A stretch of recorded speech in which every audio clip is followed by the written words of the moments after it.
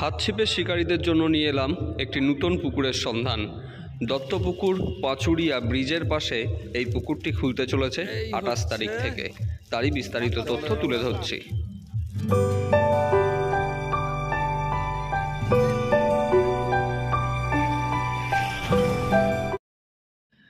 আপনারা ব্যাকে যে লম্বা পুকুরটি দেখছেন, এই পুকুরটি পাচুরিয়া ব্রিজের পাশের লম্বা পুকুর। 28/1/2024 রবিবার থেকে এই পুকুরটি শুরু হচ্ছে। হাতছিপের পাস চলবে। 800 টাকার বিনিময়ে একটি হাতছিপ ফেলতে পারবেন। এই 800 টাকার মধ্যেই একজন শিকারীর জন্য 2 বার চা, সকালের টিফিন ও দুপুরের আহার প্রদান করা হবে। অতিরিক্ত কেউ থাকলে 150 টাকার বিনিময়ে তাকে আহার প্রদান করা হবে, এরকমই জানিয়েছেন কর্তৃপক্ষ। এই কর্তৃপক্ষের সমস্ত number, Google pay, PhonePe number সব কিছুই আমি দিয়ে দিয়েছি, বা পুকুর সংক্রান্ত তথ্য নিতে পারেন। সব কিছুই এই নাম্বার থেকে আপনারা পেয়ে যাবেন। একটি করে হাতছিপ 2 কাঁটা শুধুমাত্র আপনারা ব্যবহার করতে পারবেন। অতিরিক্ত কাঁটা কোনোভাবেই ফেলা যাবে না। 12 ফুট ছিপ ও 12 ফুট সুতো আপনারা ব্যবহার করতে পারবেন। ছিপে কল বা অতিরিক্ত সুতো ব্যবহার করা যাবে না। হুইলের মতন করে অনেকে ফেলে থাকেন, সেটিও কিন্তু এখানে ফেলা যাবে না। পুকুরের মাঝখানে দড়ি দেওয়া থাকবে এবং 2 পারে সিট হবে। 2 পার থেকে দড়ির পাশাপাশি আপনাদেরকে ফেলতে হবে। 300 টাকা জমা দিয়ে নাম নথিভুক্ত করা হচ্ছে। লটারি হবে এবং লটারির আগে বাকি টাকা মিটিয়ে লটারিতে অংশগ্রহণ করতে হবে, এরকমই জানিয়েছেন কর্তৃপক্ষ। মোট সিট সংখ্যা হবে 80টি, 2 পার মিলে। 4 মশলা কঠোরভাবে নিষিদ্ধ এই পুকুরে। কোনো শিকারী যদি লুকিয়ে চার করেন এবং ধরা পড়েন, সেক্ষেত্রে তাকে পুকুর থেকে তুলে দেওয়া হবে এবং তার পাশের টাকা ফেরত দেওয়া হবে না, সেটিকে জরিমানা হিসেবে রেখে দেওয়া হবে। পাউরুটি, পিঁপড়ের ডিম এবং ছাতু টোপ হিসাবে আপনারা ব্যবহার করতে পারবেন। কালো টোপ, খোল প্রভৃতি কঠোরভাবে নিষিদ্ধ। সকাল 6টা থেকে সন্ধ্যা 6টা পর্যন্ত আপনারা এই পুকুরে ছিপ ফেলতে পারবেন এবং ভোর 5:30 এখানে লটারি হবে।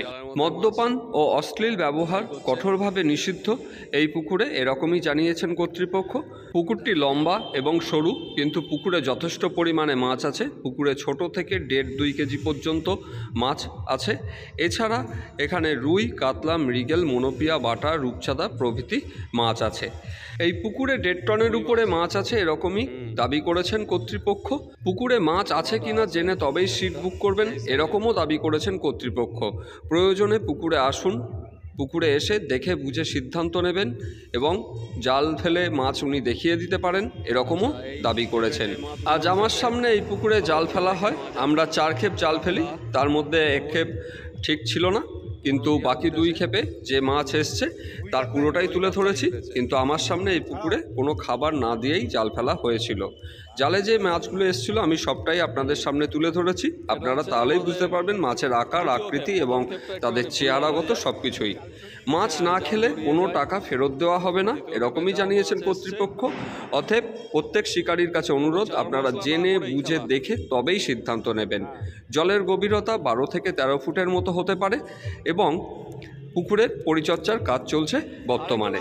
এই পুকুরে যে সমস্ত শিকারীরা আসবেন, তাদের আসার জন্য যদি ট্রেনে আসেন তাহলে দত্তপুকুর স্টেশনে নেমে নূতন রাস্তা ধরে পাচুরিয়া মোড়ের আগে বাম হাতের পিচ রাস্তা ধরে ইটভাটা পার করে পাকা পোল বা ব্রিজের পাশে খালের ধার দিয়ে আপনারা এই পুকুরে পৌঁছতে পারবেন। মোটামুটি আপনাদের 3 মিনিটের মতো সময় লাগবে এই পুকুর পাড়ে পৌঁছতে।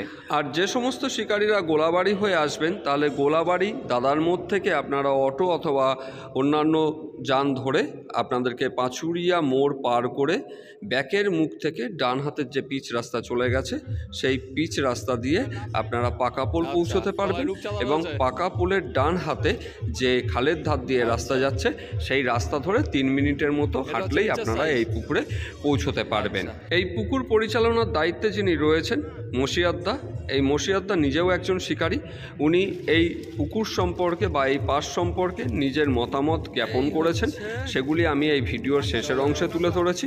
এছাড়া মসিয়াদ্দা নিজে ছাগলের ফার্মিং করে থাকেন, সেটিরও এক ঝলক তুলে ধরেছি আপনাদের সামনে। এবং মাছ শিকার সম্পর্কে ওনার মতামত কি আপনারা ভালো করে জেনে বুঝে নিন এবং টিফিন বা লাঞ্চ যেগুলি দেওয়া হবে সেখানে কি কি দেওয়া হবে তার মেনুটিকেও উনি তুলে ধরেছেন। আশা করি শিকারীদের ভালো লাগবে। তাহলে আমি আর কথা বাড়াচ্ছি না, আপনাদের সঙ্গে দেখা হবে পরবর্তী ভিডিওতে নতুন কোনো তথ্য নিয়ে।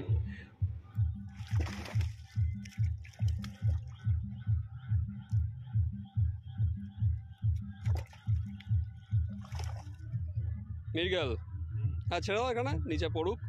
হ্যাঁ মৃগেল যা আছে এই সাইজ, আচ্ছা 450 500। ঠিক আছে। সিলভার এটা হচ্ছে নিচের সাইজ, সব থেকে নিচে, এর উপরে 1.5 কেজি হাইয়েস্ট। 1 কেজি 200, মানে বেশিরভাগ 1 কেজি 200 250 এরকম। ঠিক আছে। এরকম রূপচাঁদ আছে 250 পিস কমসে কম, 250 পিস এরকম। 250 পিস। আচ্ছা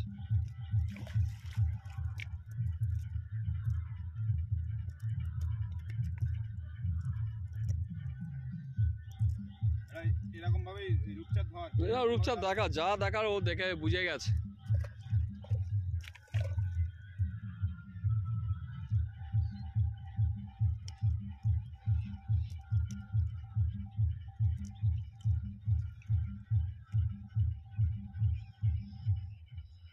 এটা একটু হাতে ধরো। ঠিক আছে।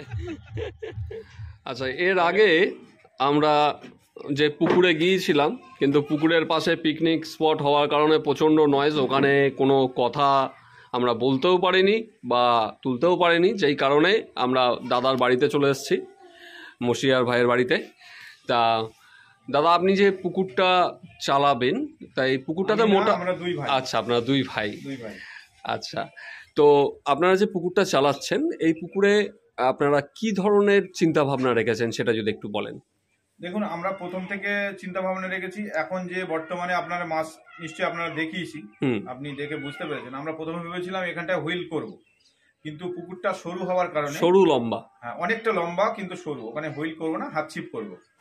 তো হাত ছিপ করব, এই প্ল্যানটা রেখেছি। একটি করে হাত ছিপ 800 টাকা বিনিময়ে, এবং যে শিকারী মাছ ধরতে আসবে সকাল থেকে বিকাল পর্যন্ত সমস্ত কিছু খাবার আমাদের দায়িত্ব। যেমন খাবারের মধ্যে থাকবে, অনেকেই জানতে চাইবেন যে কি খাবার দেবে, হয়তো সবজি ভাত দিয়ে ছেড়ে দেবে, এরকম হতে পারে, কিন্তু ওইটা করব না। আমি খাবারের মেনুটাও বলে দিচ্ছি। সকালবেলা চা বিস্কুট থাকলো ফার্স্ট সকালে, তারপরে লুচি তরকারি, আলু মানে লুচি আলুর দম, একটা ডিম সিদ্ধ। দুপুরবেলা মাংস ভাত চাটনি পাঁপড় যেমন হয়, একটা মানে জাস্ট পিকনিক ধরনের, পিকনিক ধরনের একটা টোটাল, মনে করো না একটা পিকনিক, আচ্ছা একটা ট্যুর হচ্ছে এরকম ভাব। আর বিকেলে আপনি আবার চা বিস্কুট দিচ্ছেন থাকছে। আচ্ছা, এই পর্যন্ত। আর লটারি করছেন? লটারির মাধ্যমে সিট প্রদান করা হবে। আচ্ছা, ছিপের কোনো বাধ্যবাধকতা আছে যে এত ফুট লম্বা এত কিছু হতে পারে? 12 ফুটের উপরে ছিপ ব্যবহার করা যাবে না। 12 ফুট সুতো, 12 ফুট ছিপ। আচ্ছা, যতটুকু সুতো থাকে ততটুকুই। কোনোভাবে অনেকে যে ওই হুইলের মতো করে ফেলে, সেইভাবেও করা যাবে না, কখনোই করা যাবে না। কারণ একটা শিকারী ধরুন ওইরকম করলো, পাশে শিকারী আবার করবে, এই নিয়ে একটা দ্বন্দ্ব শুরু হয়। কারণ আমিও একটা শিকারী, অনেক জায়গায় মাছ ধরতে গিয়েছি, এরকম একটা সমস্যার মধ্যে পড়তে হয়। ওই জন্য নিয়মটা সবাইকে সমান রাখতে হবে। আচ্ছা আচ্ছা, ঠিক আছে। পুকুরে চার মশলা কখনোই করা যাবে না। চার মশলা যদি দেখে আমাদের ছেলেরা যদি কেউ দেখতে পায় যে চার মশলা করেছে, সঙ্গে সঙ্গে তৎক্ষণিক তার পুকুর থেকে তুলে দেওয়া হয়ে যাবে, কিন্তু ওর টাকা ফেরত দেওয়া হবে না, ওটাই ওর জরিমানা। আচ্ছা, ঠিক আছে। আর এছাড়া ধরুন পুকুরে অনেক সময় দেখা যায় মাছ খেলো না বা কোনো প্রবলেম হলো, কোনো কারণে কিছু হচ্ছে, তো সেক্ষেত্রে আপনাদের কি চিন্তা ভাবনা চাই? আমি এই সিদ্ধান্তটাই আপনাদের আগেও মানে আপনাকে আগেও জানিয়েছি, এখন আমি অন স্ক্রিন জানিয়ে দিচ্ছি। দেখুন, এই সিস্টেমটা যাদের ভেতর থেকে দুর্বল থাকে তারাই বলে যে পরে আলোচনা করব। পরে আলোচনা করতে গিয়ে একটা ঝামেলা সৃষ্টি হয়। কারণ তারা কি বলে একটা পুকুরে 300 কেজি মাছ দিয়ে বলে 3000 কেজি মাছ আছে, এরকম বলে। তারা জানে পুকুরে মাছ খাবেই না। ওই জন্য আমি আপনাকে জাল টেনে, মানে জাল ফেলে দেখিয়ে দিয়েছি আমার পুকুরে পর্যাপ্ত পরিমাণে, অতটুকু পুকুরে 1.5 টন থেকে 1600 কেজি মাছ আমি ওখানে রাখবো। যদি কোনো শিকারীর অভিযোগ থাকে, টিকিট বুক করার আগে অবশ্যই দেখে যাক, তাকে আমি জাল ফেলে দেখিয়ে দেবো আমার এখানে কেমন মাছ আছে। আর দ্বিতীয় কথা, টাকা কোনো ফেরত হবে না, তারা জেনে বুঝেই আসুক। আর এই অনেকেই হয়তো এই কথাটা শুনে অনেকে রাগ করবেন, তা রাগ করার কোনো জায়গা নেই। আমি এটা একটু বুঝিয়ে বললে তাহলে আপনারা বুঝতে পারবেন। মানে ধরুন একটা পুকুরে 30 জন বসলো, 9টার সময় 20 জন উঠে গেল, যে 10 জন থাকলো সে 10 জন এক একজন 20 কেজি 30 কেজি মাছ পায়, তখন পুকুর মালিকের একটা বিশাল পরিমাণে লস হয়ে যায়। এই দিক থেকে হিসাব করে আমি এখানে আমার পুকুরে যত খুশি মাছ আমি রেখে দিয়েছি, আপনারা ধরে নিয়ে যান, কোনো টাকা পয়সা ফেরত হবে না। আর দ্বিতীয় কথা, সকাল 6টায় ছিপ নিয়ে বসতে পারবেন, সন্ধ্যা 6টা পর্যন্ত।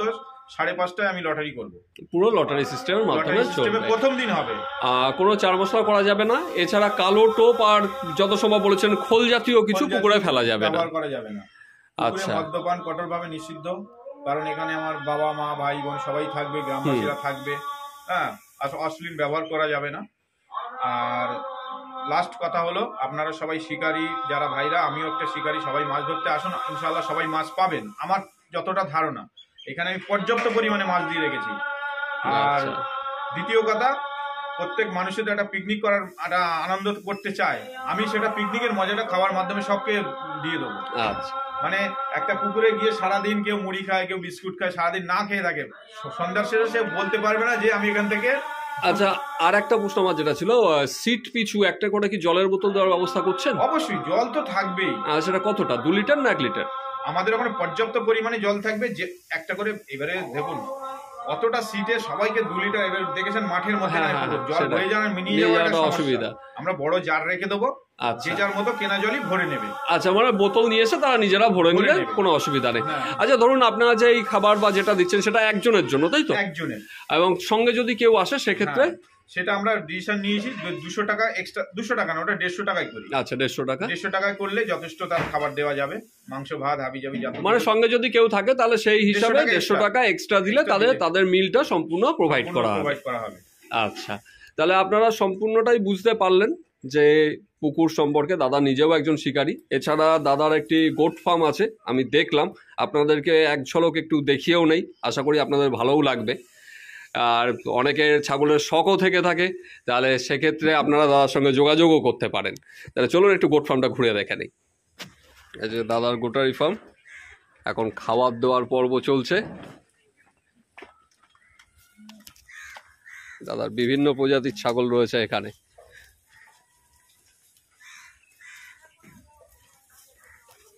আমার এখানে সব রকমই আছে, মানে ভ্যারাইটিস টাইপের হয়ে গেছে, মানে কোনো এক প্রজাতি নিয়ে আমি কোনো একটা প্রজাতি নিয়ে কাজ হচ্ছে না।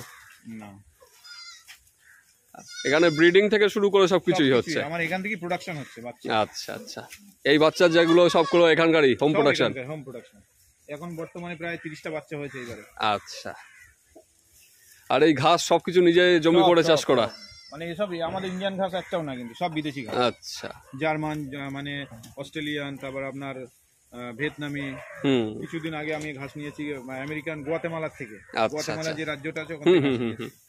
এইগুলো ঘাস একটা কি বলুন তো, একবার লাগালে আপনার লাইফ টাইম, আর লাগাতে হয় না।